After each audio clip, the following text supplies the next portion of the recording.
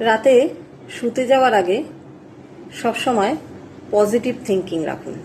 সারা দিনের মধ্যে আপনার সঙ্গে হয়তো বা কোনো ঝুট ঝামেলা যে হতেই পারে, আমাদের সবার লাইফেই হয়, কোনো খুঁটিনাটি বা কিছু ঝুট ঝামেলা, রাস্তায় অযাচিত অনেক কিছুই হয়।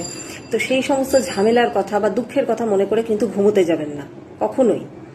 কারণ দেখবেন যদি সেইটা মনে করে আপনি ঘুমোতে যান, তাহলে সারা রাত তার সাবকনসিয়াস মাইন্ডে মানে অবচেতন মধ্যে কিন্তু সেইটাই ঘুরতে থাকে, এবং পরের দিনের সকালবেলাটা কিন্তু আপনার একদম হ্যাপি হয় না, বা যে পজিটিভ এনার্জি নিয়ে আমরা কাজ করি পরের দিন সেটা কিন্তু থাকে না।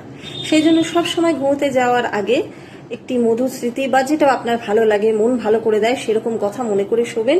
যদি সেরকম কিছু না থাকে তাহলে অন্তত ভগবানের নাম নিয়ে শোবেন, তাহলে দেখবেন পরের দিন কিন্তু আপনার খুব ভালো যাবে, ভালো কাটবে।